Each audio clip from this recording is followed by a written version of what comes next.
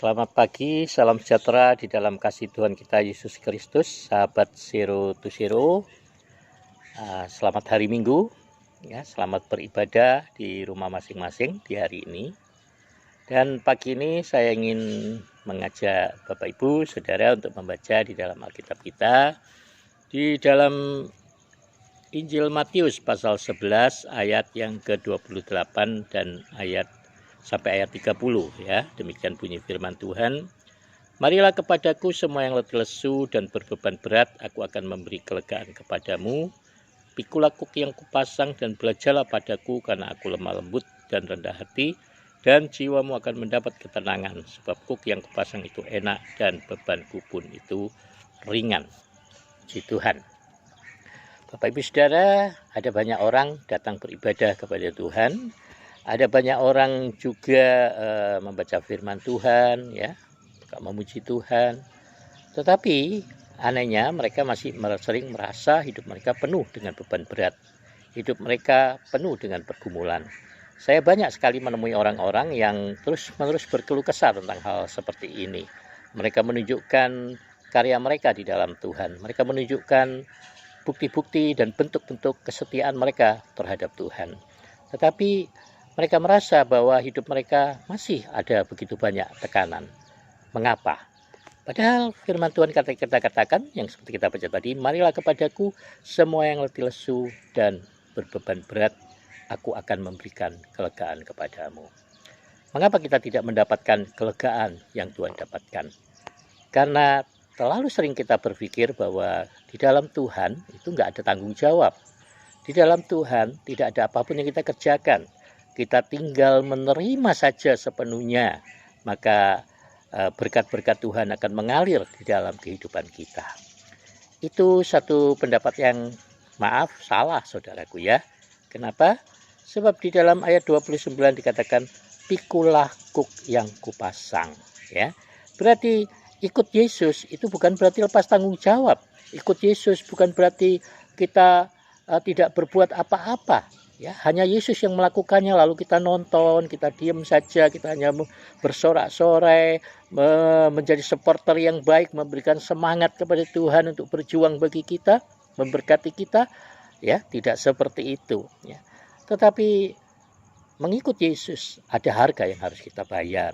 Firman Tuhan katakan untuk menjadi murid Yesus, maka kita harus berani untuk menyangkal diri, memikul salib Kristus, ya. Apa artinya memikul kuk daripada Tuhan? Kuk ini adalah alat, ya, untuk membajak sawah. Ya, kalau di Israel sana dulu biasanya itu terdiri dari 2 ekor sapi yang memikul sebuah kuk, ya. Sapi yang lebih besar terletak di kanan, ya, artinya juga lebih besar, dan sapi yang sudah lebih dulu tahu apa yang harus dikerjakannya. Sedangkan sebelah kiri itu sapi yang baru belajar atau sapi yang masih muda, ya. Jadi disitulah ketika sapi ini berjalan bersama-sama, ya, dipimpin oleh pembajak yang biasanya menghela sapi-sapi ini dari belakang, maka pembajak ini akan mengendalikan atau menghela sapi yang besar, ya, sebelah kanan, ya. Jadi sapi yang kecil ini akan mengikuti langkah dari sapi yang besar. Kalau andai kata dia memberontak, tentu dia akan kesakitan, saudara, dan tenaganya tidak akan cukup mampu untuk mengikuti langkah daripada si sapi yang lebih besar. Nah, Bapak Ibu Saudara, kuk itu berbicara tentang ketaatan kita kepada kehendak Tuhan. Bapak Ibu Saudara, banyak orang menganggap bahwa ketaatan itu kepada Tuhan itu berat. Banyak orang katakan saya sulit melakukan firman Tuhan. Itu tidak benar, Bapak Ibu. Kuk itu sangat ringan. Mentaati kehendak Tuhan sangat ringan. Kalau kita mau benar-benar belajar mentaati Tuhan. Mungkin awalnya kita akan terpaksa mengikutinya. Mungkin awalnya kita akan merasa berat. Mungkin kita awalnya akan merasa begitu besar beban yang Tuhan berikan dalam hidup kita. Tapi percayalah, saat engkau mau menundukkan diri di bawah kehendak Tuhan, mungkin kau harus memaksakan diri. Firman Tuhan katakan, usahakanlah dirimu berdoa.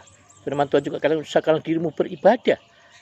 Arti kata usaha berarti ada upaya yang kita keluarkan. Mari Bapak Ibu Saudara, belajarlah untuk taat kepada kehendak Tuhan. Mari belajar pada rencana Tuhan yang agung, rencana Tuhan yang mulia di dalam kehidupan kita. Dan saat kita mau belajar untuk mentaati kehendak Tuhan, meskipun kita harus sedikit membayar harga, sedikit bersusah-susah, sedikit menderita, tetapi percayalah, penderitaan yang kita alami sekarang tidak dapat dibandingkan dengan kemuliaan yang akan datang.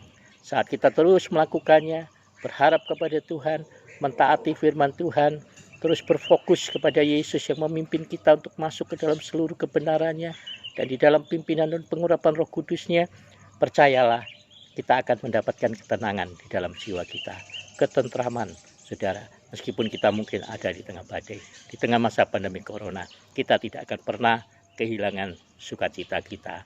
Mari Bapak Ibu Saudara, salam sejahtera dan salam sehat bagi kita semuanya. Stay at home, di rumah saja. Kita beribadah bersama, memuji dan mempermuliakan Tuhan. Selamat pagi.